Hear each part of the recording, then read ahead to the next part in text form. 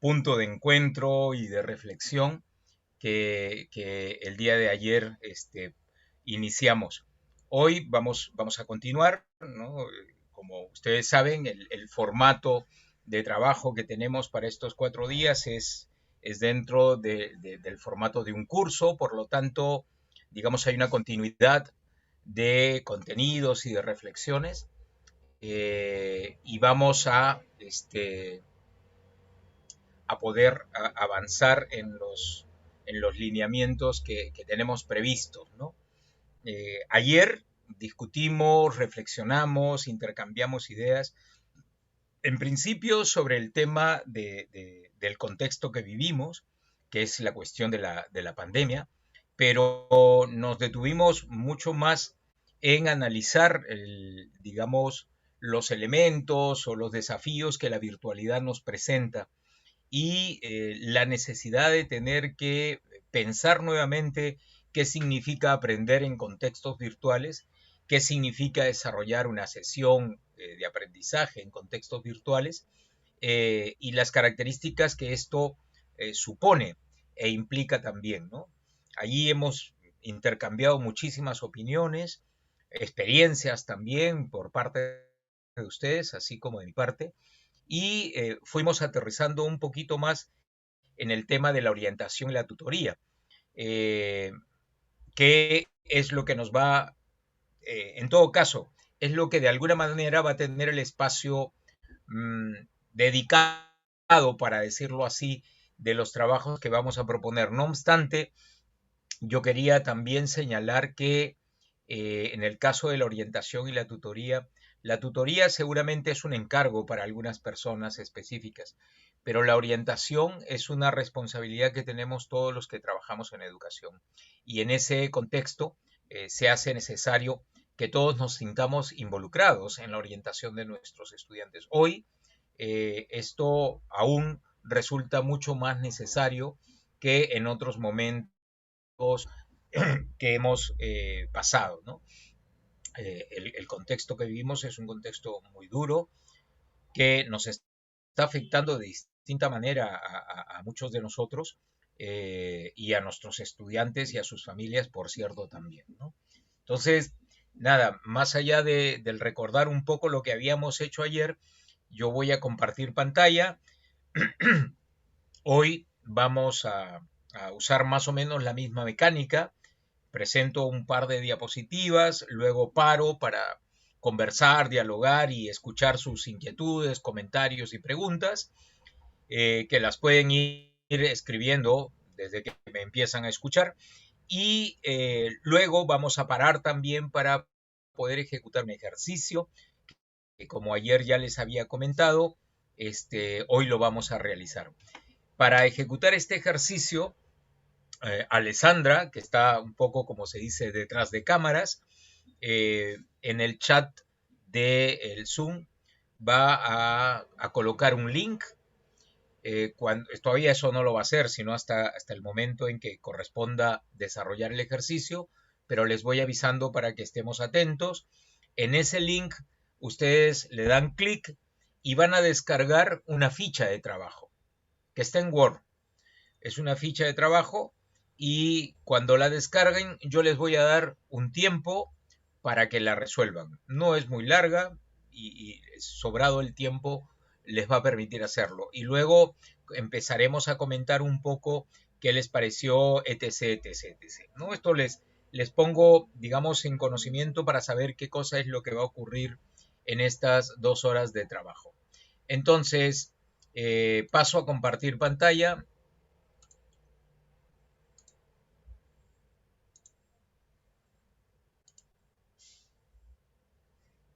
Ayer vimos un poco rápidamente, nos quedamos en esta posición de analizar algunas ideas o criterios, más que ideas, son criterios de trabajo con estudiantes y con las familias. Es importante para ser coherentes con los cambios que venimos viviendo y con lo que la exigencia tanto de la virtualidad como del contexto de pandemia nos genera, es importante volver a pensar cómo debería ser la orientación y cómo deberían ser los espacios para orientar y para desarrollar la tutoría.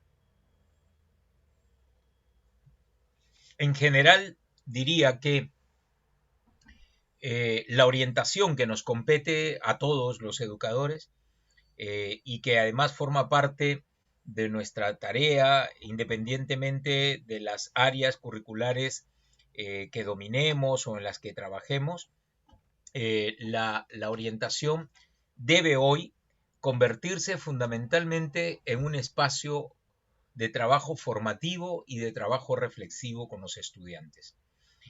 Porque, de acuerdo a lo conversado, sí, las áreas curriculares son importantes, los conocimientos, los contenidos son importantes, pero eso hoy quizá no es lo que necesitamos fundamentalmente. Lo que necesitamos fundamentalmente es trabajar nuestra persona, nuestro estado, la posibilidad de tener una, un estado, digamos, mucho más fuerte para poder encarar las distintas vicisitudes y situaciones, muchas de ellas, sobre todo dolorosas, que venimos enfrentando. Y entonces la educación se convierte en una de las herramientas más importantes para ello. ¿Por qué? Porque es la única, si ustedes lo piensan muy bien, es la única que entra en contacto con miles de estudiantes, con miles de personas, incluyendo las propias familias. Entonces, usar de la mejor manera los espacios educativos y que no es distorsionarla, es en todo caso fortalecer el sentido que la educación siempre ha tenido, que sea formativa, que sea humanamente formativa y que permita la reflexión sobre los hechos que vienen aconteciendo y los hechos que vienen sucediéndose día a día en nuestro país y en el mundo. Entonces, claro, no estoy diciendo dejen de lado el tema de los contenidos y de las programaciones curriculares, sino que ese espacio tiene que ser aprovechado para formar mejores personas. Y ayer insistí mucho, hoy lo vamos a volver a insistir, ya luego ya no lo tocaré más, casi lo podría prometer, pero para que este espacio sea formativo y sea reflexivo, necesitamos tener pequeños grupos. Necesitamos repensar nuestras estrategias de trabajo.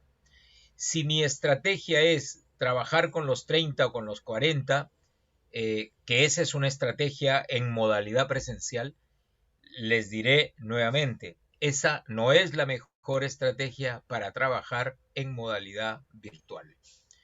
La mejor estrategia para trabajar en modalidad virtual es el trabajo en grupos pequeños. ¿Por qué? Porque justamente va a facilitar la posibilidad de reflexionar, va a facilitar la posibilidad, como lo digo en el segundo recuadro, de una mejor interacción. No es lo mismo interactuar con 30 personas, si es que podemos decir que podemos interactuar con 30 personas en un escenario virtual, que interactuar con 4 o 5 personas en un escenario reducido, en donde efectivamente allí sí juega un papel importante la cámara encendida, por lo menos cuando se habla y cuando habla el estudiante. Quizá luego puede estar apagada, pero sí la posibilidad de tener esta sensación de interacción se incrementa y nos deja un mejor sabor del trabajo que estamos haciendo tanto a ellos como a nosotros. Porque una de las cosas que generalmente ocurre respecto a las interacciones en los contextos virtuales es que muchos estudiantes sienten, entre comillas, que no están siendo mirados en ninguna circunstancia. y que no están siendo tomados tampoco en ninguna circunstancia. Y en ese sentido, los grupos pequeños sí ayudan a tener esta mejor sensación de conectarnos, ¿no?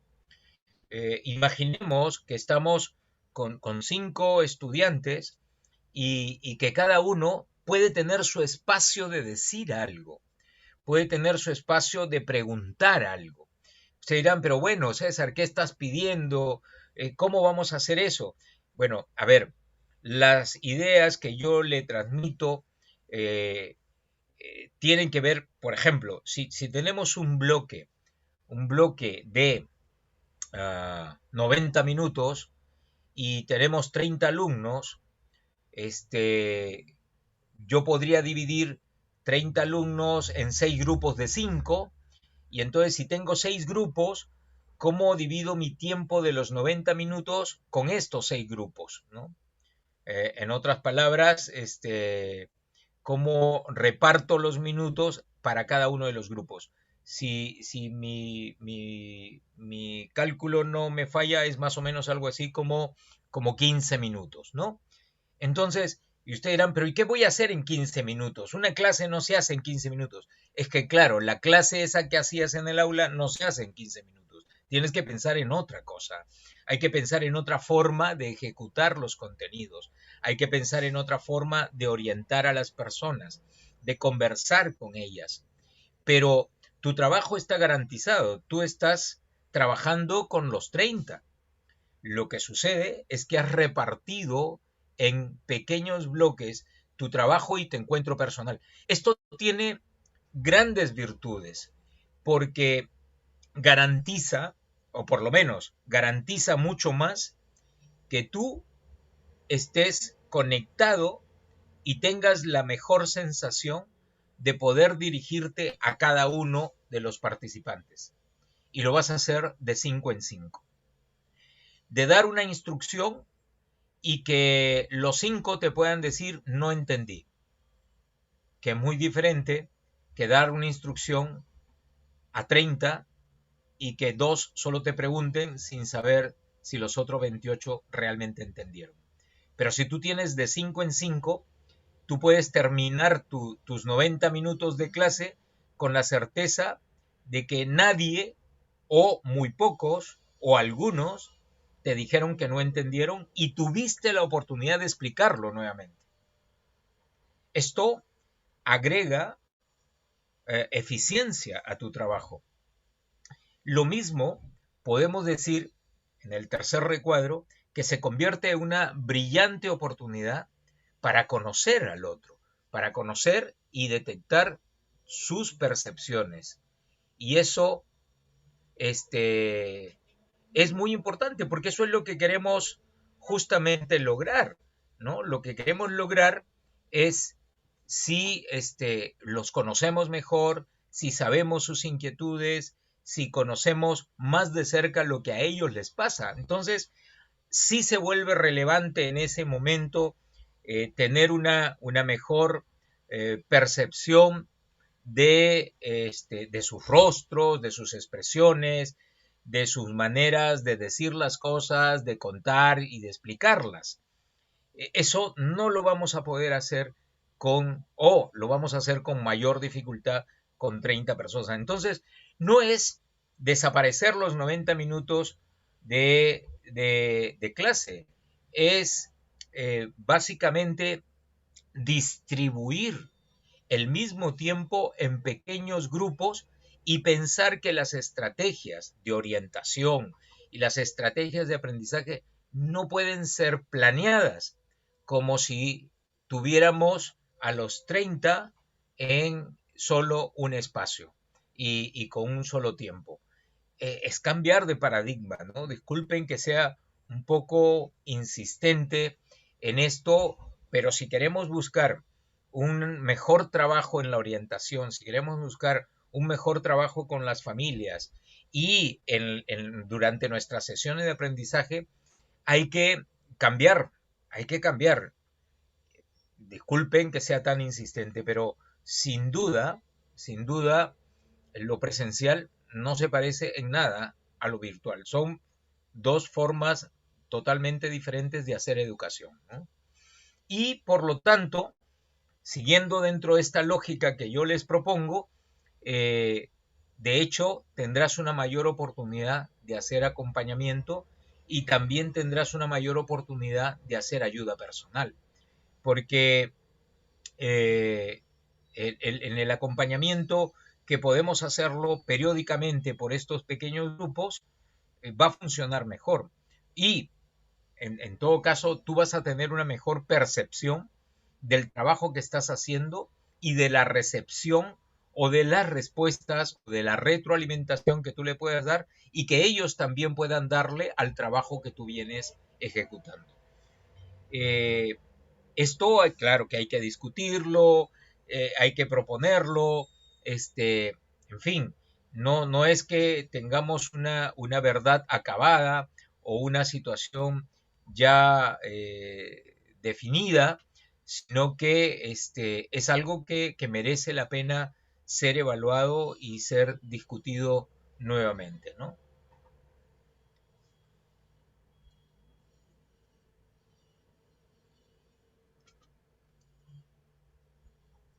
Estos nuevos roles yo los he dividido en tres grandes bloques que complementan estas primeras ideas que yo les he compartido, ¿no?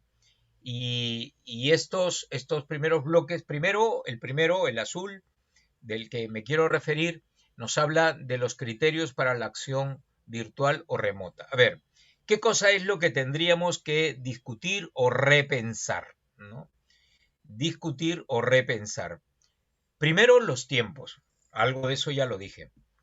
O sea, nuestros tiempos, estos tiempos que usábamos para ejecutar determinadas sesiones y todo eso, hoy no funcionan de la misma manera que en un contexto virtual.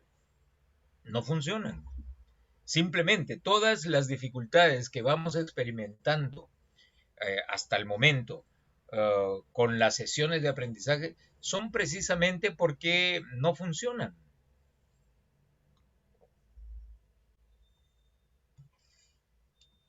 Y hay que repensarlos. O sea, a ver, si de pronto les voy a poner una situación, claro, es un ejemplo presencial, pero les voy a poner en una situación, digamos, un poco más difícil. Si por estas situaciones del destino decides emprender un trabajo en áreas rurales, aún siendo presencial, pero que no gozas de los recursos que tienes hoy en tu escuela, ¿qué tienes que hacer? ¿Seguir insistiendo en tu esquema de esta escuela urbana aplicado a una escuela rural que no tiene los recursos que necesitas? Si tú sigues insistiendo en lo mismo, vas a tener una sensación de impotencia, porque es una realidad que difícilmente se puede revertir, o por lo menos pasarán algunos años para que se revierta. Por lo tanto, tú tendrás que trabajar en las condiciones en las que estás. Eh, Salvando las diferencias del ejemplo, esa es la situación actual en la que estamos. No estás en la escuela, no tienes los alumnos al frente, no tienes los recursos que tenías en la escuela. No sabemos cómo se encuentran las familias y los estudiantes en su vida muy personal. Tampoco ellos saben cómo te encuentras tú. Lo que sí sabemos es que no creo que todos estemos muy felices de las cosas que vienen pasando. Lo podemos suponer. Pero entonces tenemos que manejar las cosas diferentes, o sea, no se pueden manejar igual.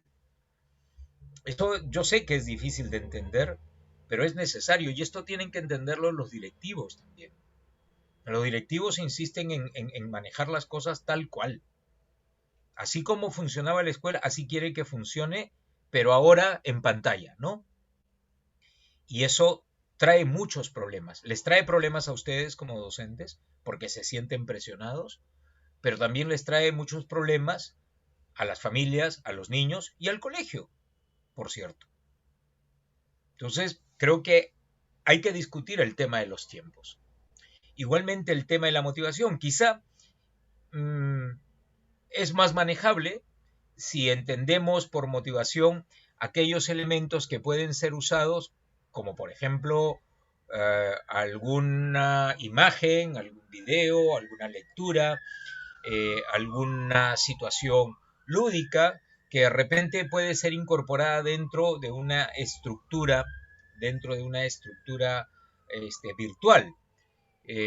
Pero igual ya no estamos en las mismas condiciones de aplicar lo mismo y la misma situación o sea, en otras palabras, un video es un video y puede funcionar bien, pero no olvidemos de que cuando yo colocaba un video que me iba a conectar con algún tipo de aprendizaje o de experiencia, yo sabía, o por lo menos tenía cierta certeza de que mis estudiantes no andaban distraídos con algo que les resultaba más o menos interesante.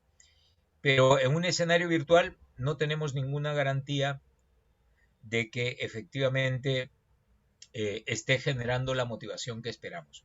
No obstante, digamos, todavía puede seguir siendo válido el uso de algunos recursos para motivar.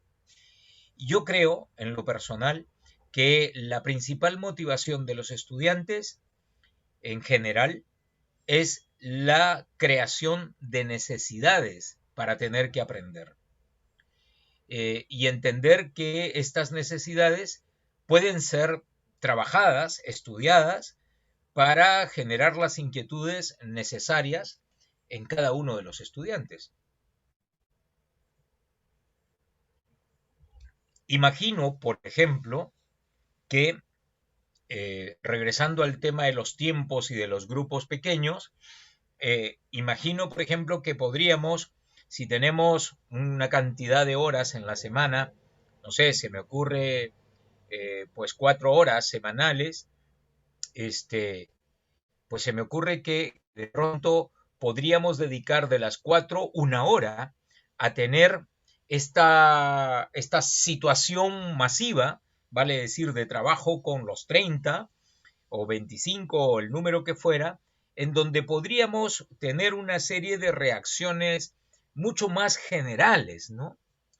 Como por ejemplo conversar de cómo les fue en los trabajos, como por ejemplo comentar o explicar lo que hicieron, o hacer algún tipo, como lo habíamos dicho, de motivación mucho más generalizada, para que luego en los trabajos de pequeños equipos podamos puntualizar y explorar un poco las reacciones y las condiciones en que los niños o los estudiantes han tenido este proceso. El tema de los tiempos, disculpen que regrese nuevamente, es importante porque además favorece, por una cuestión ya propia de la naturaleza humana, favorece a que los tiempos cortos la atención sea mejor y sea más sostenida. Es decir, no es lo mismo estar concentrado 40 minutos que estar concentrado en 3 bloques, por ejemplo, de 10 minutos cada bloque. ¿Por qué? Porque la atención se oxigena. O sea, ustedes saben, ya por una explicación, digamos, un poco más neurológica, que el cerebro funciona fundamentalmente por su oxigenación. Oxigenación que no es que le entre aire al cerebro, oxigenación que va en el torrente sanguíneo, es decir, las moléculas de oxígeno en el torrente sanguíneo, al circular por el cerebro, van oxigenando el cerebro, van dejando estas moléculas de oxígeno, las van dejando y eso hace que el cerebro funcione mejor. Y por lo tanto, la atención se maneja a partir de eso. Si yo estoy pasivo, concentrado en una cámara, no me muevo, tengo la vista fija, es decir, no estoy generando o estoy reduciendo la cantidad o la circulación del torrente sanguíneo. Por lo tanto, dentro de poco mi atención va a ir decayendo porque la circulación también se hace más lenta. Cuando yo planteo una actividad, se activa la circulación y por lo tanto mejora la atención. Por eso es que yo trato de no abusar de mis exposiciones y entonces calculo más o menos que a los 20 minutos así, pum, yo corto y les pido a ustedes que hagan preguntas. Eso no solamente desde mi punto de vista didácticamente me funciona mejor que tener una charla súper aburrida de 2 horas, pero además no solamente me funciona mejor, sino que está también sustentada en el principio de mejorar la atención y concentración de ustedes. Eso solo en lo fisiológico, pero sabemos también que la atención tiene que ver con el interés. Si a ustedes esto no les interesa, así yo pare 10 veces de 1 hora, la atención que tienen ustedes no va a ser para nada intensa, va a ser todo lo contrario. ¿Por qué? Porque el tema no les importa. Porque lo que están leyendo, mirando o escuchando no les es significativo en ninguno de sus aspectos. Entonces, acá, por eso regresé al tiempo y a la motivación, porque la motivación me volvió a llevar al tiempo, porque necesitamos repensar las cosas para plantear qué significa motivar, qué significan los tiempos, por qué los tiempos son importantes en un contexto virtual. Bueno, ya lo dije, pero merece la pena seguirse discutiendo y que ustedes lo sigan discutiendo en sus instituciones educativas.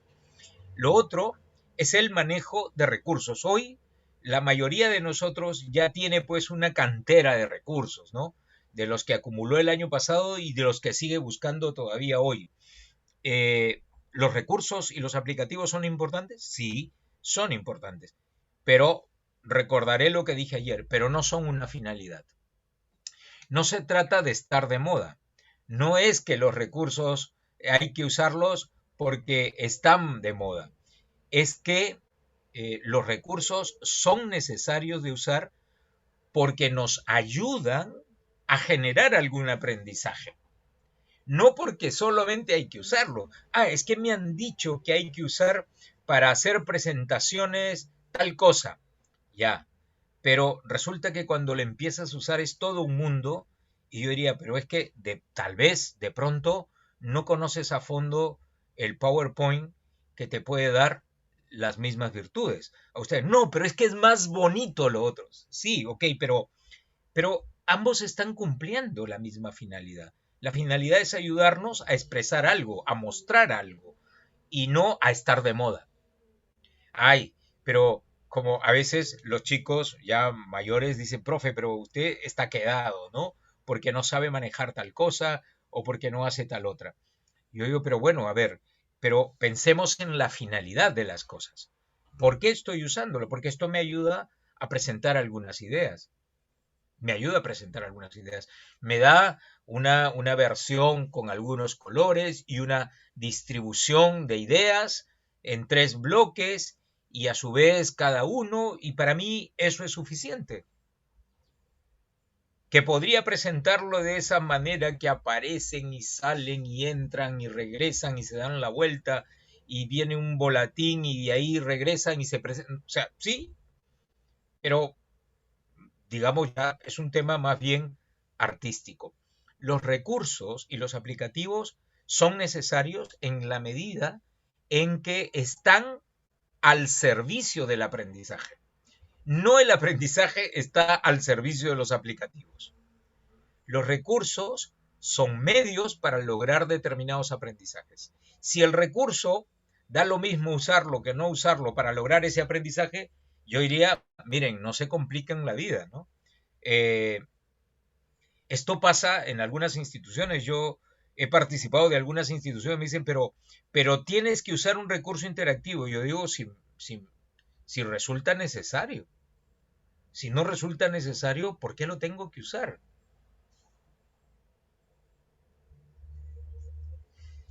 Los recursos y los aplicativos en el mercado, en el Internet, generalmente vienen de 2 tipos, los pagados y los gratuitos. Y como ustedes imaginarán, los gratuitos pues no son versiones completas, tienen limitaciones, pero si nuestro uso no es un uso dedicado o exquisito, los recursos gratuitos pues van a satisfacer las necesidades que tenemos. Es, no es hacer más entretenida la clase, es que el recurso permite, facilita el aprendizaje que yo me tengo propuesto hacer. Eso es fundamentalmente. No cumple otro rol, ¿no? Eso hay que tenerlo claro porque los aprendizajes, como ayer lo comentábamos, se sustentan en experiencias. Y si esa experiencia requiere un recurso, usémoslo. Pero si esa experiencia no requiere ningún recurso, pues no inventemos recursos porque se ven más bonitos o porque están de moda y nuestros colegas nos dicen que estamos medio quedados si no lo usamos.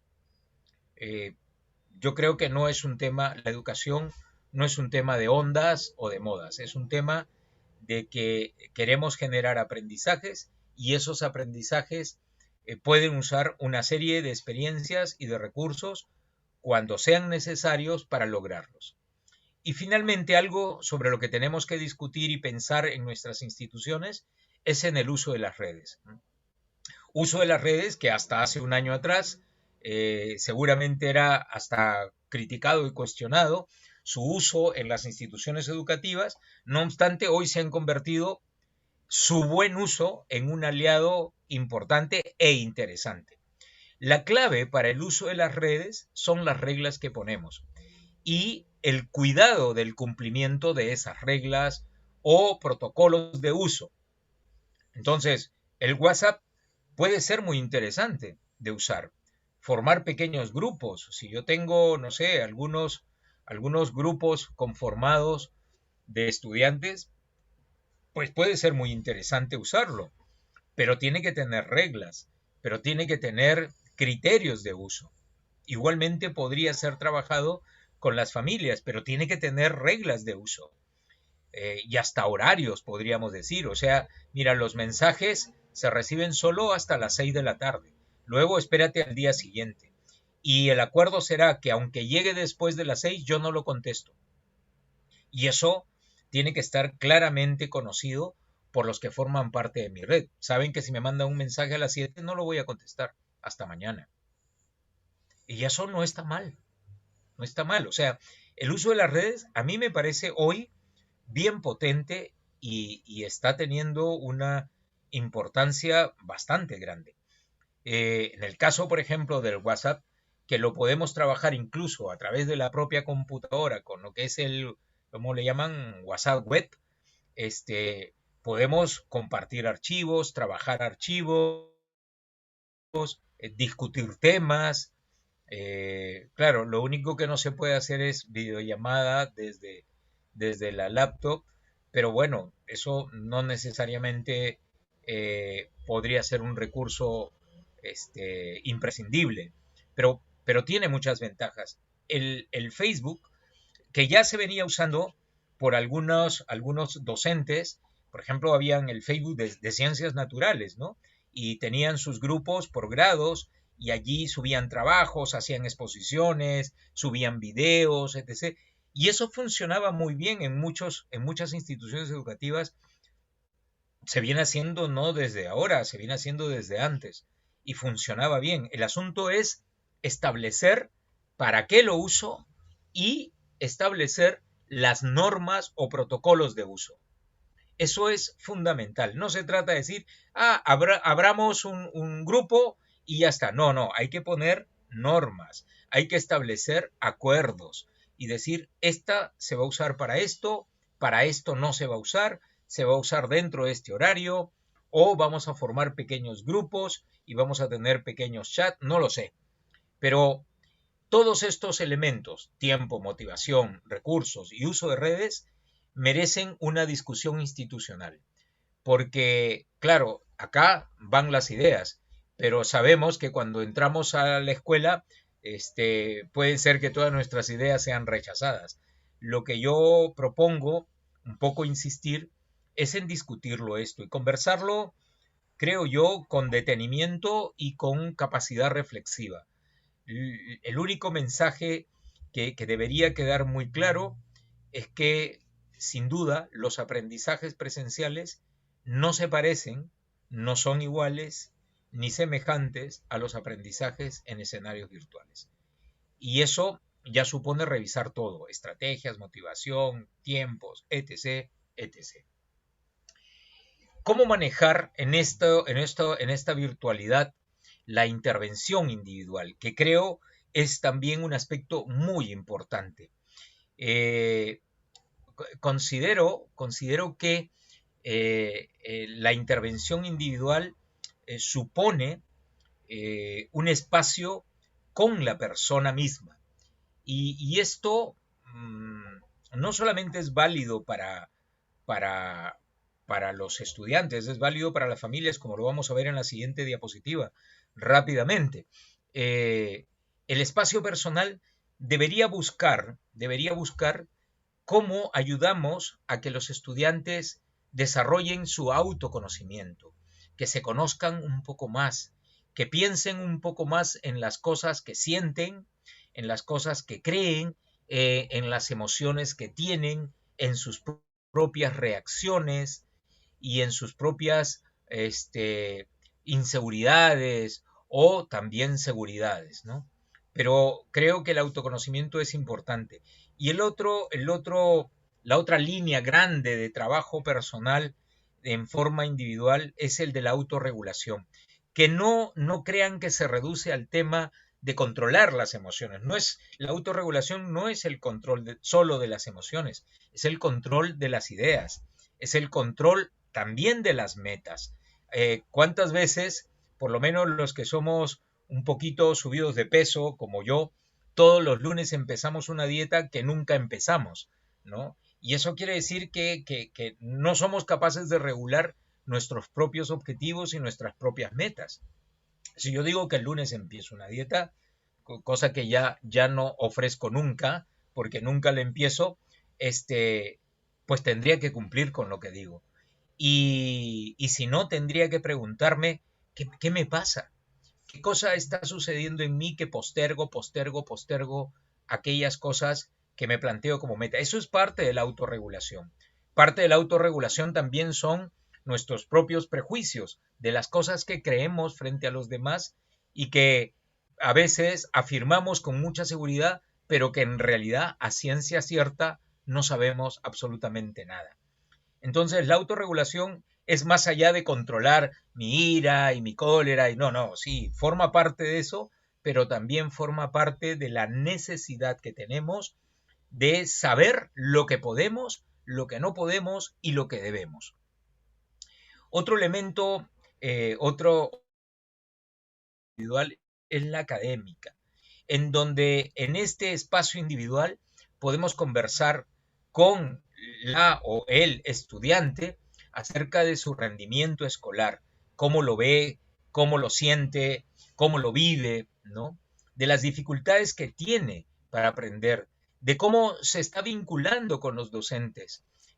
Me contaba hace muy poco, como experiencia del año pasado, un maestro que además era tutor y que lo conozco porque he hecho varias veces trabajo en ese colegio y me contaba con muchísima preocupación y yo podría decir de él, por ejemplo, que es una persona seria, comprometida, preocupada de los alumnos. Sin embargo, en ese perfil, que creo es bastante bueno como docente y como tutor, a final de año se le presentaron 4 alumnas en un chat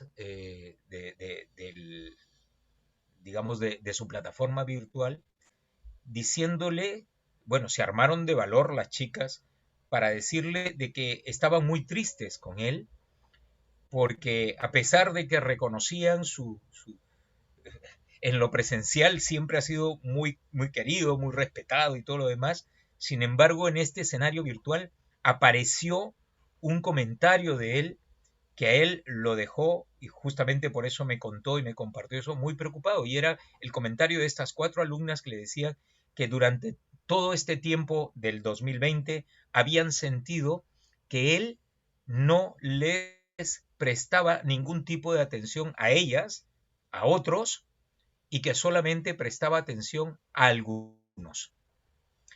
Entonces me dice, César, yo jamás he querido hacer eso con los alumnos, esa siempre ha sido mi preocupación. Y yo le digo, sí, pero no es por tu mala intención, es por las condiciones en que nos están poniendo a trabajar.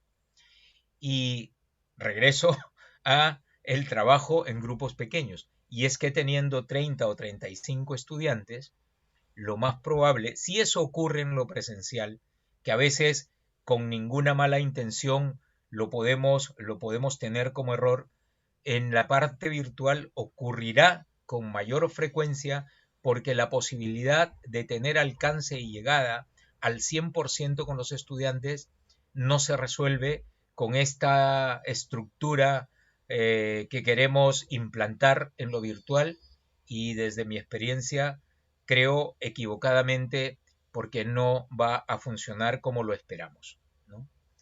Y luego viene lo que ustedes ya deben estar aburridos de escuchar, el tema de la intervención en pequeños grupos, ¿no?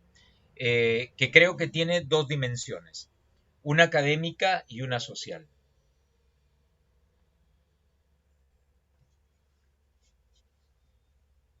Pequeños grupos supone tener entre 4 y 5 estudiantes, como máximo, como máximo. Y en los cuales podemos explorar, y yo diría con bastante tranquilidad, sus expectativas y sus dificultades. Dificultades y expectativas que ellos compartirán de manera espontánea y que podrán expresar. Evidentemente, para que esto ocurra, pues tenemos que crear un clima de confianza, tenemos que crear una relación con ellos, relación que será muy difícil, salvo que nos conozcan de mucho tiempo, pero relación que será muy difícil con planteamientos masivos. Con planteamientos de pequeños grupos y trabajos individuales, aumentamos la probabilidad de que los estudiantes e incluso las familias pudieran compartirnos con mayor tranquilidad y confianza sus inquietudes, sus temores, sus dificultades, sus preocupaciones. Y otro elemento que también juega un papel muy importante en el trabajo en pequeños grupos es el referido a los aspectos sociales, en donde podemos explorar, digamos, con mayor tranquilidad y profundidad sus intereses, cómo ellos interactúan, cómo ellos se comportan, cuáles son las apreciaciones y las percepciones que ellos tienen tanto de sus grupos, de sus compañeros de aula, así como de sus propios profesores y también poder identificar posibles quizá puntos de conflicto al interior de los grupos de estudiantes, ¿no? Y terminamos esta parte con, me equivoqué, vamos para acá, con las familias. Lo que propongo para las familias en realidad no dista mucho del trabajo con estudiantes, no dista en el sentido de la estrategia. Creo que es importante para hacer un poco el paralelo entre estudiantes y familias, que igualmente las familias o con las familias podemos tener como que tres dimensiones de trabajo. Una masiva, que además la hemos hecho muchísimas veces, solo que ahora el escenario es virtual, a través de la que podríamos invitar para hacer una conferencia y de repente hacer conferencias por niveles para inicial, primaria, secundaria, o de repente hacer conferencias por grados si la institución es muy grande y trabajar con sus familias, o por ciclos, ya depende de los criterios, pero en donde lo que se busca es ofrecer una información masiva que les llegue a todos por igual, ¿no? Como es el caso hoy, resulta importante los temas de salud, de cuidado, de prevención sanitaria, de alimentación, de las actividades físicas. O sea, hay muchísimos temas que hoy han cobrado nuevamente un poco de mayor relevancia hasta hace un año atrás y hoy resultan muy importantes. Pero con las familias también hay que contemplar dos espacios importantes, el individual y el de pequeños grupos. Lo mismo, porque igualmente el espacio individual permitirá tomar la temperatura, para decirlo figurativamente, de las situaciones que las familias van atravesando, de cómo ellas van sintiendo y resolviendo este día a día de sus inquietudes vinculadas al aprendizaje de sus hijos, así como de aquellos aspectos vinculados también a su propio estado emocional y a sus propias preocupaciones. No es que nos vayamos a convertir en psicoterapeutas, pero sí es importante y hoy será muy importante que nosotros podamos tener cierta contención de todos estos aspectos, por lo menos escucharlos con atención. Y bajo nuestro criterio, en todo caso, sugerir o recomendar pues que algún profesional especialista pudiera trabajar con la pareja. Las familias hoy están pasando situaciones muy difíciles, más aún cuando sabemos, porque por ahí de vez en cuando nos llegan algunas estadísticas de familias que han pasado y que vienen pasando situaciones muy complejas. Parejas que probablemente no tenían ya una buena relación, hoy algunas, dicho sea de paso, algunas han mejorado, pero otras han empeorado tremendamente. Y los que sienten el efecto tanto de si mejoraron sus relaciones o empeoraron, los que sienten el efecto de todo ello son los hijos. Y las familias están muy cargadas, en algunos casos negativamente y en otras felizmente, digamos, van resolviendo y van bien. Pero ¿quién está con ellos? ¿Quién tiene la posibilidad de estar con ellos? Y yo creo que nosotros. La escuela, y si además tenemos esta buena intención de hacer que las familias formen parte y sean aliados de la escuela y del aprendizaje de sus hijos, pues necesitamos crear espacios para que las familias sientan que tienen una posibilidad de conversar, de escuchar y de volcar también un poco las inquietudes dentro de los marcos educativos, por cierto. O sea, también hay que ayudar a ubicarse, ¿no?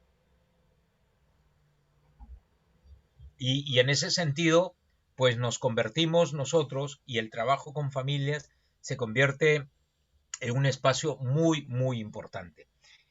Usar también las redes, ¿por qué no? Y establecer igualmente los criterios de uso. Los criterios de uso, la necesidad de establecer, no sé qué, horarios, situaciones, condiciones, para que estas redes funcionen adecuadamente para poder trabajar con las familias. Se me ocurría un poco, por ejemplo, la idea, ¿qué sucedería? Y ustedes dirán, bueno, más trabajo, César. Es que sí, ya yo creo que a ninguno le cabe duda de que hoy trabajamos mucho más que antes, ¿no? Quizás solo algunos no lo logran entender o no lo logran visualizar, pero hoy en verdad se trabaja mucho más que antes. Me venía la idea, no me critiquen por ella, pero sí creo que es una buena idea en el contexto de trabajar con las familias. Es una buena idea, por ejemplo, imagínense si ustedes son, digamos que, tutor de un grupo, de una sección, de un grado, y imagínense que le dediquen un minuto, con tiempo, un minuto a las familias para conversar con ellas o hacer una pequeña videollamada de un minuto. O sea, si fuéramos estrictos y tenemos 30 alumnos, en 30 minutos, cada semana o cada 15 días, dependiendo de cómo ustedes lo definan, las familias sentirían que están en contacto y que tienen a la escuela como, además, el gran aliado, porque ahora la escuela es el aliado de lo que ocurre en casa, ¿no? No solamente hay que mirarlo desde el otro lado, de que las familias son nuestros aliados. Eso decíamos cuando ellos nos apoyaban el trabajo presencial en las escuelas, pero hoy que el trabajo ocurre a nivel de los hogares, realmente quien ofrece alianza y soporte somos nosotros a las familias que en muchos casos, no en todos, se han convertido básicamente en los que están generando o facilitando algún tipo de aprendizaje en sus hijos. Entonces, por ejemplo, esa idea tendría un efecto positivo enorme, ¿no? Quizá alguno no lo desee, pues no lo llamamos, pero yo estoy más convencido de que la mayoría de familias sentiría que ese minuto es un minuto valioso como para preguntar simplemente y preguntas estandarizadas, ¿no? No más de dos preguntas. ¿Cómo están? Y cómo les va con el trabajo en casa de las familias. Y ya está, no más, ni más preguntas. Y si hay más que decir, pues te invito a tener una reunión individual y agendan su reunión y conversan con la familia en los espacios que pudieran estar asignados para eso. Pues bien, eso un poco compartiendo lo que va a ocurrir. Rápidamente voy a hacer una revista de algunos recursos. No voy a hablar de cada uno de ellos, dicho sea de paso, tampoco es que sea un experto, pero sí lo que les quiero mostrar es una revista de recursos que cuando el PPT se lo compartan, ustedes lo van a tener, ¿no? Hay recursos de todo tipo para, por ejemplo, para las cuestiones de chat, ¿no? Aparte del WhatsApp, que es un archiconocido, y otros que han aparecido, como el Telegram y otros más, estos también son usados. Los sincrónicos, que son aquellos que se dan dentro de un mismo tiempo y que son inmediatos, ¿no? Como el Google Hangout o el Microsoft Teams o el Zoom, que también tiene un chat sincrónico, y otros que son asincrónicos, es decir, que se deja el mensaje y que uno lo puede leer posteriormente y contestarlo también posteriormente, ¿no? Y para participar en línea, pues también tenemos otro tanto de recursos, no son los únicos, hay muchísimos. Yo he escogido alguno de ellos para mostrarlos. No se trata, disculpen que lo vuelva a decir, no se trata de estar a la moda, se trata de usarlos en la medida en que estos nos van a facilitar generar determinados aprendizajes y en ese sentido son importantes. Más allá de eso, pues simplemente son recursos que están y que los encontramos en la web, ya lo dije, algunos gratuitos y otros en versión pagada, ¿no? Pues bien, entramos al tercer punto y antes del tercer punto le voy a pedir a Alessandra, que debe estar por allí escuchándome, colocar el link para poder hacer el ejercicio que teníamos previsto, ¿no? Este ejercicio, que es el de trabajo personal, uh, ya en estos momentos seguramente en el chat del Zoom debe estar el link colocado.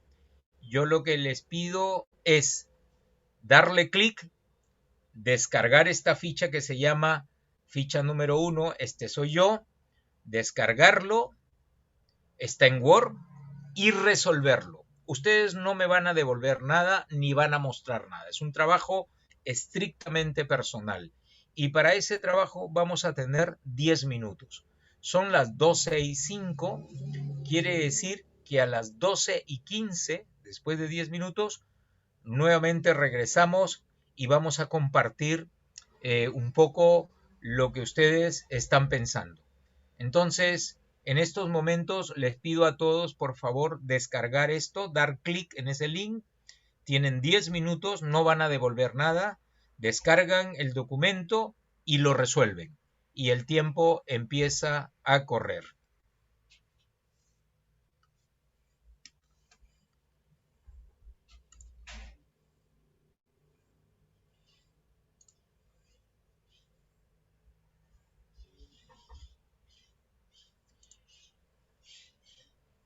El de ahora está en Word para que lo puedan resolver. Si lo tenían el de PDF era solo para mirarlo. Pero ahora en el de Word lo que les pido es que lo resuelvan.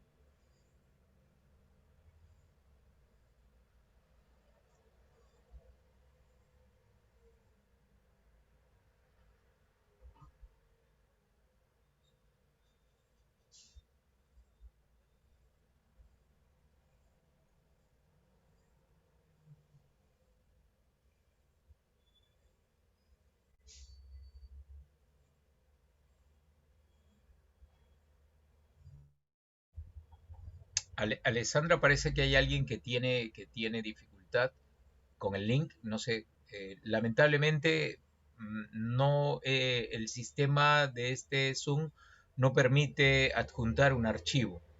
Entonces no podemos hacerlo solamente a través del link. Ahí está el link. Insista, darle clic. Debe poder descargarse, ¿no? Ok, sí, sí. O sea, se supone que todos lo pueden hacer, pero a ver, intentémoslo por favor.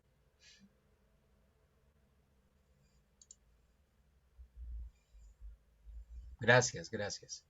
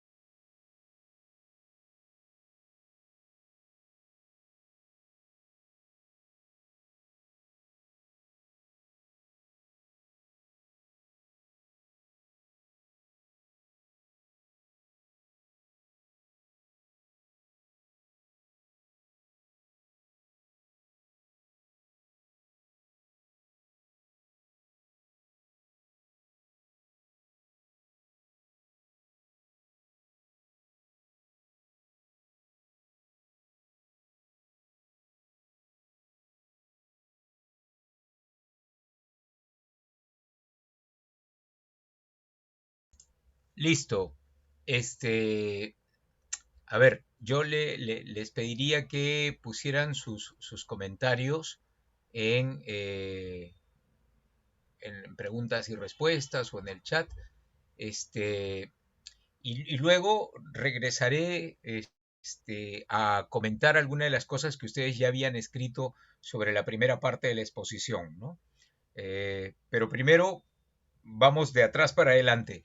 Me gustaría conocer un poco las reacciones de lo que les ha parecido esta experiencia breve, por cierto, pequeña, sí, cómo lo sintieron, si es que les ha generado algún tipo de reflexión o algún aprendizaje que puede generarse a partir de ello, ¿no? Entonces yo estoy leyendo, no hay que enviar ninguna ficha, la ficha, cada uno se queda con la ficha, no se necesita compartirla, es un trabajo, como le decía, personal, no es un trabajo para todos.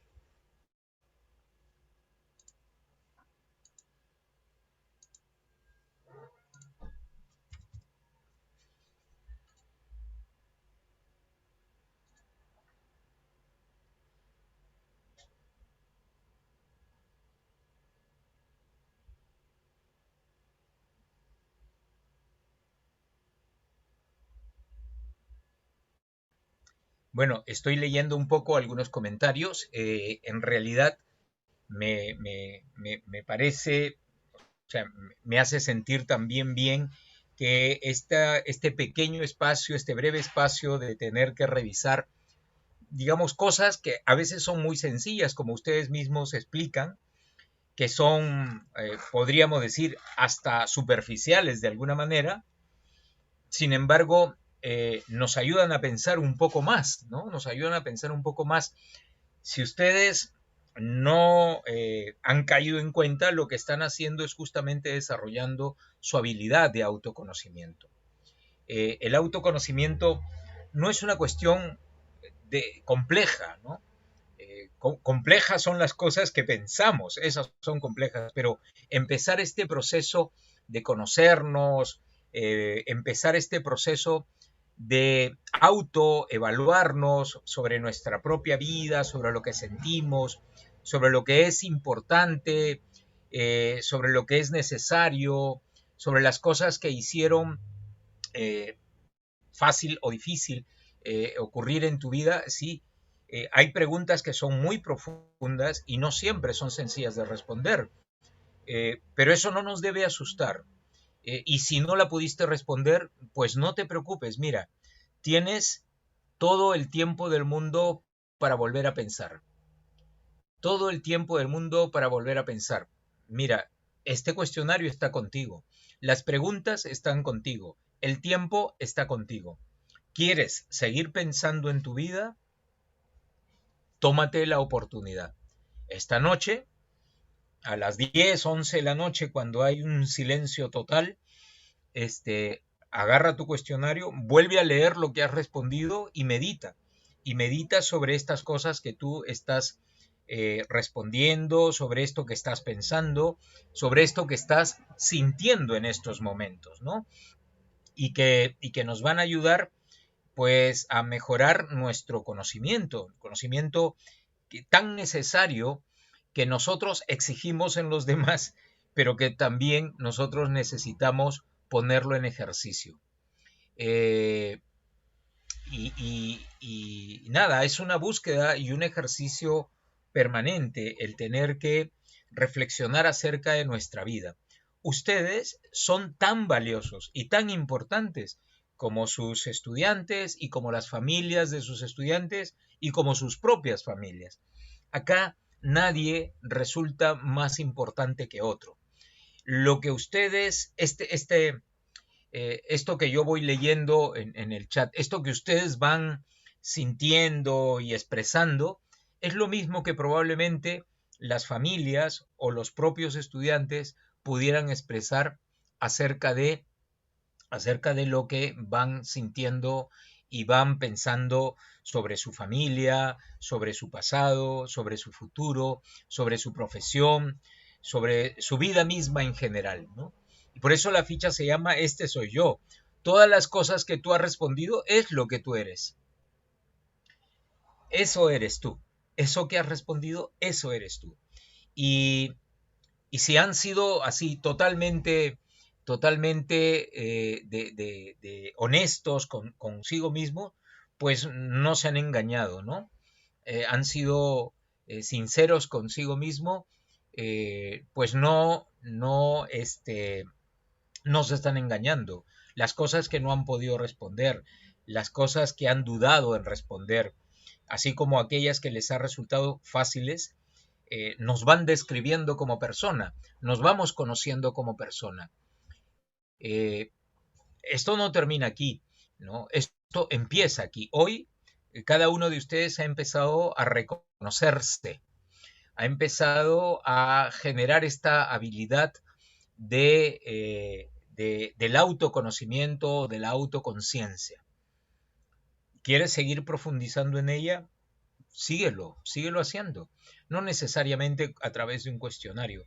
Tienes toda la oportunidad del mundo para pensar y para dedicar a pensar en las cosas que tú crees, en lo que sientes, en lo que miras, en lo que deseas. Puedes hacerlo permanentemente y todos los días de tu vida. Y eso es muy importante porque, como digo, forma parte del autoconocimiento.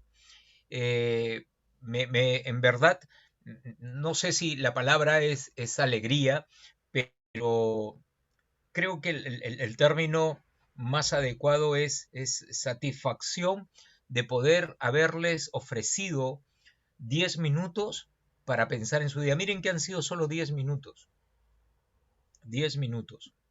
Quiere decir que en 10 minutos es posible que tú, los tuyos, los estudiantes y las familias pudieran crecer muchísimo. Pues imagínense, yo siguiendo con mi tema de los pequeños grupos, pues imagínense que tenemos 15 minutos, aplican este cuestionario a las familias o a los estudiantes y si esto ustedes lo han hecho en 8 minutos, muchos, en 10 minutos.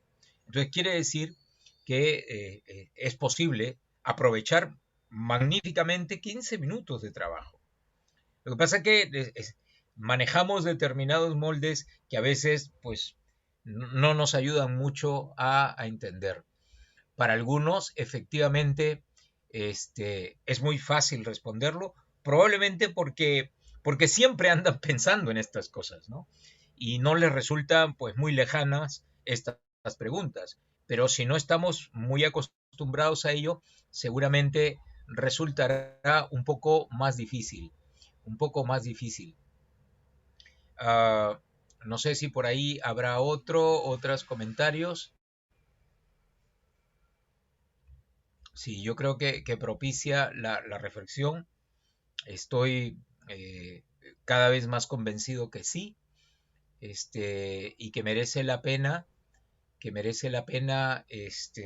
hacerlo, ¿no? Y desarrollar, porque esto es una habilidad, esto de pensar en mí mismo, no desde una perspectiva egocéntrica, ¿no? Sino de pensar en mí mismo porque yo tengo que tener claridad de las cosas que creo, de lo que deseo, de lo que espero, de lo que ansío. Y por eso estas oportunidades son necesarias de tenerlas, ¿no?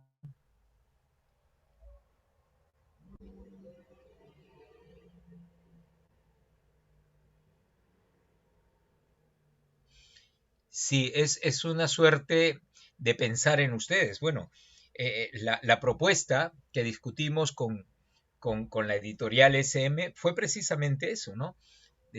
Cuando me preguntaron qué podía hacer con ustedes, pues yo les hice una propuesta, mira, déjenme experimentar. eh, Al principio no sabíamos que éramos tantos, entonces tuve que hacer una adaptación de cosas que vamos a tratar de ir cumpliendo también mañana y pasado mañana. Eh, no será, espero, el único momento en el que vamos a poder reflexionar. van a poder hacerlo mañana también y pasado también. Y creo que allí está un poco la riqueza de esta experiencia, no solamente de lo que uno comparta conceptualmente, sino también de lo que uno puede proporcionar como oportunidad para reflexionar. Se cumple, y yo siempre lo tengo presente, de que no podemos dar lo que no tenemos. Y si queremos trabajar con familias, si queremos trabajar con estudiantes, creyendo que podemos ayudarlos a autoconocerse, tenemos que empezar también por autoconocernos. Algunos estarán reforzando estos conocimientos, otros lo estarán empezando a trabajar y a descubrir, pero lo real es que todos hemos entrado en esta dinámica de reconocernos. A pesar de que yo ya lo haya hecho, a pesar de que yo ya lo haya pensado, cuando yo vuelvo a pensar las cosas, estoy volviendo a hacer el mismo ejercicio, ¿no? Eh, y nada, este, no se preocupen por las cosas que no pueden responder o que sí pueden responder. Acá no hay un tema de bueno o malo, es un tema de la experiencia de autoconocerse. Y algunos, pues probablemente hayamos desarrollado más esa habilidad y eso es natural. Y algunos, pues no la habremos ensayado mucho y por lo tanto la habilidad de autoconocimiento no es, digamos, mi habilidad más desarrollada. Ya Garner, hace mucho tiempo, incluso antes de Daniel Goleman, planteaba de que y además ustedes lo conocen, en sus inteligencias múltiples, ellos decían, hay dos inteligencias muy importantes en el conocimiento personal, la inteligencia intrapersonal y la inteligencia interpersonal. De ahí se han derivado muchas cosas como esta. La inteligencia intrapersonal es justamente esta capacidad que tenemos de podernos, de podernos conocer, de podernos conocer. Eh, y la inteligencia interpersonal es este reconocimiento de poder conocer a los demás.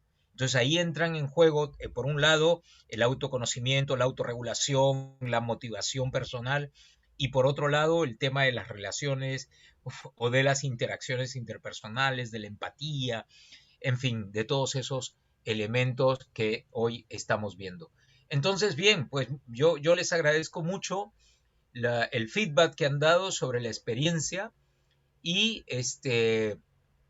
y nada, mañana haremos otra experiencia así de cortita, de manera que terminemos el viernes habiendo avanzado, aunque sea un pelito más, de ser mejores personas, de conocernos un poquito más, de convencernos un poquito más de lo que somos y de lo que quisiéramos ser también, de cuánto nos falta por ser mejores. Esto no es un tema de que lo sepa yo o que lo sepa alguien. Ese es un tema que tú, solo tú lo sabes y solo tú puedes solucionarlo. Todos ustedes son capaces de salir adelante en las dificultades que tienen, ¿no? Quizás hay otras materiales que son un poco más complicadas y necesitamos otras ayudas, pero en esta, que supone tu mirada interior, que supone, como algunos han mencionado, tu introspección, que supone, como también lo han dicho, una fuerza para reconocer, un valor para reconocer y admitir lo que me falta, lo que no pude, lo que quisiera o lo que quise, esta fuerza depende fundamentalmente de ti. No depende de mí, no depende del cuestionario, no son los medios, eres tú, eres tú. El cuestionario es una oportunidad, es un vehículo, pero no es el fin. El fin es que tú te has dado un tiempo, ese es el fin, y te has dado un tiempo para pensar tu vida misma, te has dado un tiempo para pensar en las cosas que hiciste, lo que no hiciste, lo que dejaste de hacer, lo que quisieras hacer. Y pensar en tu plan también de vida. en tu plan de vida, porque el plan de vida no acaba, no crean que ese es un tema solo para secundaria, es un tema para cada uno de nosotros. ¿Cómo te estás viendo de acá a 5, a 10 años? ¿Hacia dónde estás enrumbando tu vida? Con tus hijos, si eres madre, con tu pareja, si estás unida con una persona, con tus padres, si todavía eres hija y no has unido tu vida con alguien, con tus hermanos, con tu familia, con tus alumnos, ¿no? ¿Qué significa tu rol? Es que el autoconocimiento va por ese lado, ¿no? Va por ese lado. Yo quería rápidamente, para avanzar algunas diapositivas muy rápidamente, comentar que me da mucho gusto que algunos ya han experimentado este trabajo con pequeños grupos. Por ahí alguien ha contado su experiencia de grupos pequeños y que le ha dado buenos resultados, y eso me alegra muchísimo porque refuerza la propuesta que yo vengo insistiendo ya hace un buen tiempo desde que apareció la pandemia. No equivoquemos decisiones. ¿Los directivos les cuesta entender? Por ahí alguien sí. Estoy seguro que sí, porque están pensando probablemente cuál es el efecto que va a tener esto sobre sus usuarios.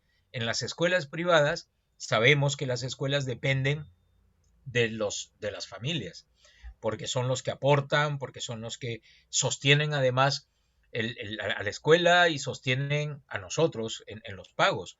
Entonces, claro, hay una preocupación. Pero yo estoy convencido de que trabajando mucho con las familias, ellos también empezarán a sentir que lo que se busca no es tener entretenido a los hijos, sino generar aprendizajes, hacerlos mejores y aprovechar de mejor manera el tiempo que tenemos con ellos. No hacerles pasar el tiempo, porque no es lo mismo que ellos estén y ya, y yo estoy tranquilo porque mi hijo está enchufado en la computadora 3 4 horas y ya está. O sea, eso hay que ayudarlo. También hay que hacer pedagogía con las familias. Hay que hacer pedagogía con todas las familias. Voy a compartir pantalla la última vez que hago esto para luego terminar. Ya va a ser hora también dentro de unos minutos de que todos nos vayamos, ¿no? Bien, esto entonces nos permite entender que el desarrollo de la inteligencia emocional, para Daniel Goleman, que es el que, digamos, la ha hecho más conocida y más popular, pero él no es el inventor ni es el descubridor de la inteligencia emocional. Empieza desde que Gartner empezó a estudiar las inteligencias múltiples, ya les mencioné, con estas dos inteligencias, la intra y la interpersonal, pero después han habido posteriores investigadores que, digamos, han planteado y manifestado su conocimiento respecto a la inteligencia emocional.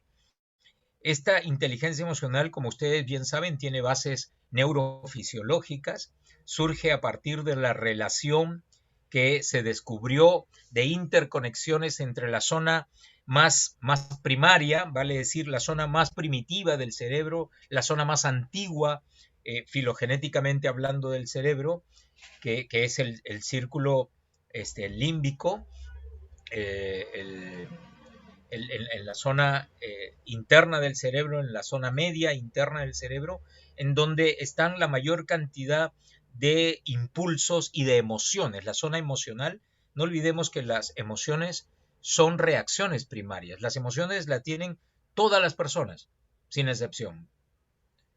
En cambio, el pensamiento es diferente. El pensamiento es esta parte más racional. Entonces, se descubrió hace muchísimo tiempo atrás que había una interconexión entre la zona frontal, en donde se procesan el pensamiento, las ideas, las creencias, y la zona límbica, en donde están todas las emociones, y que era posible educar esto, ¿no?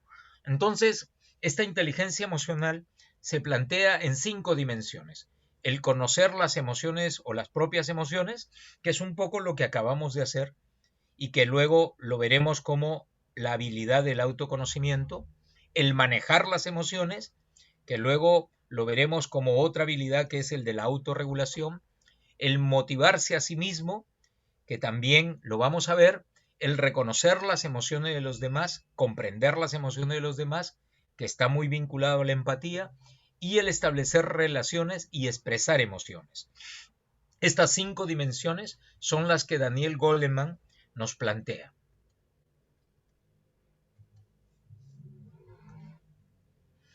¿Y qué son las habilidades socioemocionales? Pues las habilidades ya son, digamos, herramientas mucho más aterrizadas, mucho más ejecutivas, que se desprenden de estas otras 5 que acabamos de ver y que son las que podemos trabajar básicamente a través de la educación, ¿no? que es el contexto en el que estamos, y que nosotros también, nosotros mismos, como docentes, podemos también ejercitar y desarrollar, que es un poco el propósito de este curso, por lo menos iniciarlos y generarles la motivación para que ustedes sigan haciéndolo, ¿no?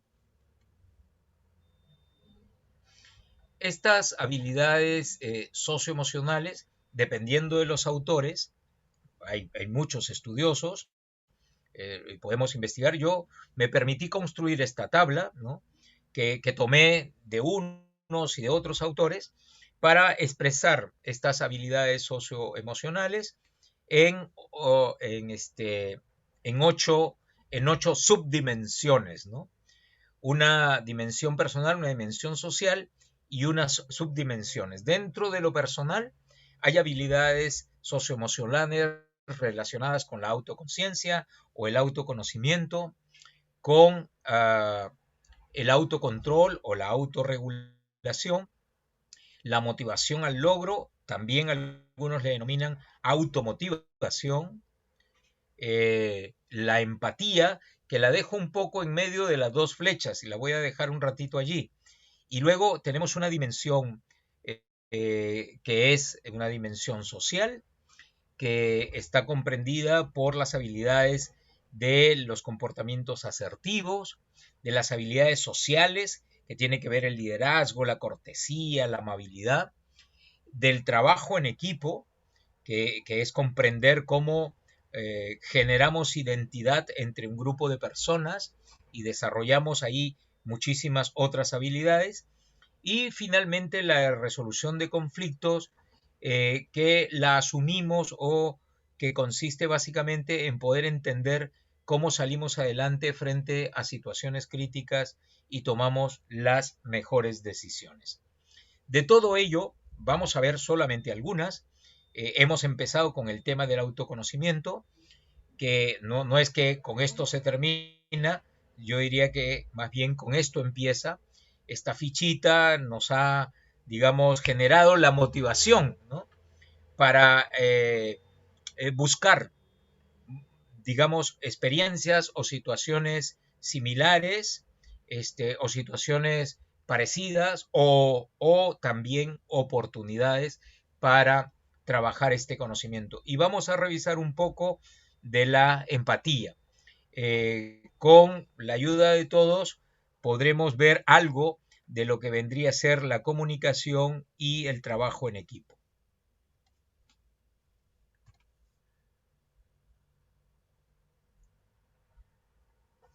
Pues bien, una pregunta.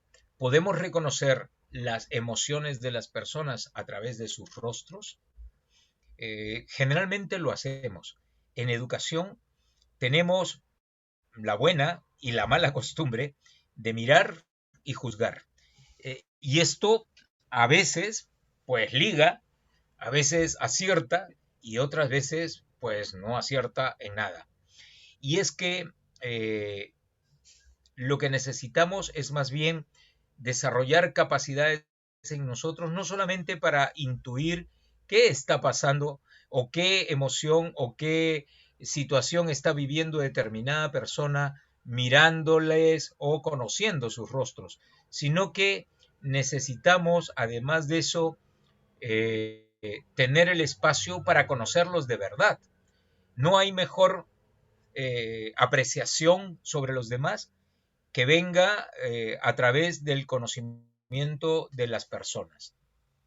Entonces yo voy a hacer un ejercicio, con esto terminamos, voy a hacer un ejercicio que nos ayude a ver qué tan sencillo resulta ello. Yo les voy a hacer una pregunta y ustedes en el chat me van a responder al toque, ¿no? A ver, miremos todos estos rostros, tienen un numerito y yo les voy a preguntar cuál es la emoción que nos deja la figura número 6. ¿Qué emoción podemos evidenciar en esta persona en la figura número 6?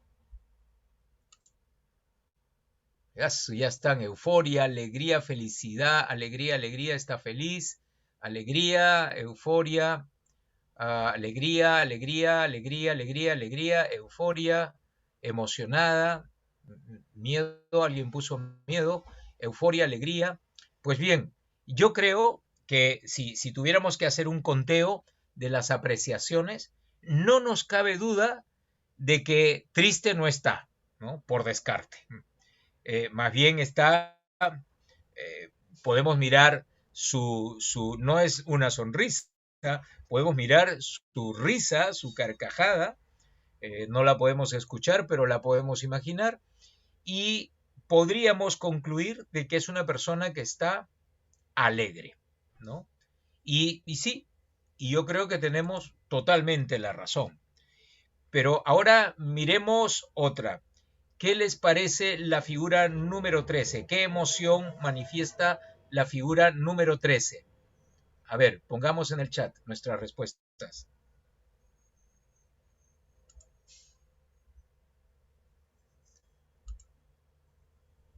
Serio, preocupado, pensativo, preocupado, angustiado, serio, cansado, pensativo, acongojado, incómodo, desmotivado, indiferente, preocupado, angustiado, tranquilo. Ha escuchado algo y está pensando, o sea, está pensativo, preocupado, desmotivado. Pues miren, acá hay una mayor variedad, una mayor variedad. Hay un cuadro negro, no sé a dónde hay un cuadro negro. Pensativo. Eh, estamos ante una diversidad, a diferencia del anterior, de expresiones distintas, ¿no? Va desde angustiado, pensativo, preocupado, eh, diría yo, no sé, hasta asombrado tal vez, porque dice que ha visto algo y no sabe qué cosa es, pero hay una diversidad. No es lo mismo estar preocupado que estar pensativo. No es lo mismo estar pensativo, preocupado que angustiado. En otras palabras, no significan resignado, incluso decepcionado. O sea, miren, hay y podría colocarse muchísimas más calificativos, pero digamos como que tenemos una variedad de 5. ¿Y qué pasa si yo estoy convencido de que está muy preocupado? Y entonces yo me acerco y le digo, oye, voy a ponerle un nombre, Jaime, te veo muy preocupado. Y Jaime me va a decir, no estoy preocupado. Lo que pasa es que estoy, no sé, decepcionado por tal cosa, ¿no? No sé, se me ocurre. Entonces, yo creo que la mejor manera de identificar las emociones es cuando nosotros tenemos una aproximación a la persona. Tenemos un primer dato, sin duda, que es el visual, pero si ese primer dato lo conservamos como una verdad, es probable que nos equivoquemos. Quizá no con la número 6, porque ahí hemos visto una carcajada que significa obviamente no tristeza, significa alegría, significa satisfacción, significa algo positivo. Pero en la 13 hemos especulado entre casi 5 categorías de emoción. Y, y allí, pues no podemos andar jugando al azar para ver cuál nos liga, sino todo lo contrario, tenemos que pasar de la percepción de la emoción a pasar al conocimiento de la emoción. Y para conocer una emoción, pues hay que conocer a la persona. A ver, por ejemplo, Algo como para ir terminando. La número 17. A ver, pongamos en el chat la número 17. ¿Qué ven en ese rostro? Alegre, inocencia, feliz, alegría, inocencia, alegría, timidez, tranquilidad, alegría, inocencia, paz, contento, ternura, nostalgia, sonrisa, agradecimiento, inocencia, felicidad, alegría, ternura, contento y creo satisfacción. Y entonces, miren, acá tenemos una mayor coincidencia, ¿no? Si miramos su mirada, si miramos la expresión de su mirada, si miramos sus labios y su sonrisa, si miramos la expresión total y conjunta de su rostro, también podríamos saber que triste no está, que triste no está, que puede estar sosegada, tranquila, que puede estar feliz, que puede estar contenta, que puede tener paz, tranquilidad, pero sabemos que algo malo no le está pasando. Más bien podemos suponer que algo bueno le debe estar pasando. Pero las emociones no siempre son blancas y negras. Las emociones, hay emociones grises, ¿no? Que no sabemos qué expresan, que nos lleva a poder equivocarnos. Y por lo tanto, es mejor cuando pensamos en las personas no correr ningún riesgo, no correr ningún riesgo. Y en ese sentido, yo creo que es bien importante eh, arriesgarnos, digamos, no arriesgarnos a emitir juicios anticipados, sino ser prudentes, actuar con prudencia y acercarnos al conocimiento de la realidad de las personas, acercarnos a la realidad de las personas y, y conocerlos, obviamente. Bueno, queridos y queridas amigas, amigos, si tuvieran algún comentario que hacer, pues yo los recibo con mucho gusto, pero por ahora yo podría estar ya prácticamente cerrando este encuentro del día de hoy. Alessandra ya les ha puesto el link para mañana, para encontrarnos mañana miércoles, a las 11 de la mañana y, digamos, tener otras experiencias y otros conocimientos e información que yo les quiero compartir también. Si no hay mayores comentarios, entonces creo que nos podemos ir retirando. Ha sido un gusto estar. Las diapositivas, como les expliqué, como no las tengo separadas por días, si no están todas juntas, cuando termine el día viernes las diapositivas, yo las voy a cerrar y se las voy a mandar a SM para que SM, ustedes como están inscritos y me imagino han dejado un correo, probablemente puedan ser compartidas. Por último, por este medio no tengo cómo compartirlas tampoco, lamentablemente, ¿no? Lamentablemente. Pero no se preocupen porque el día viernes que yo termine todo, yo se las voy a pasar a SM para que se las puedan hacer llegar. Es importante que dejen sus correos y se registren adecuadamente, ¿no?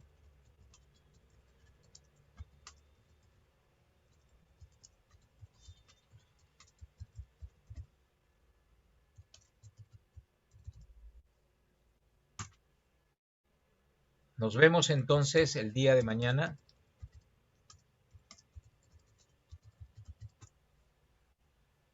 Muchas gracias, César. Muchas gracias, estimados Gracias. docentes. Sí. Mañana entonces a las 11 en punto tenemos un nuevo encuentro. Un abrazo, que les vaya muy bien. Disfruten de la tarde. Adiós, adiós igualmente. Muchas gracias.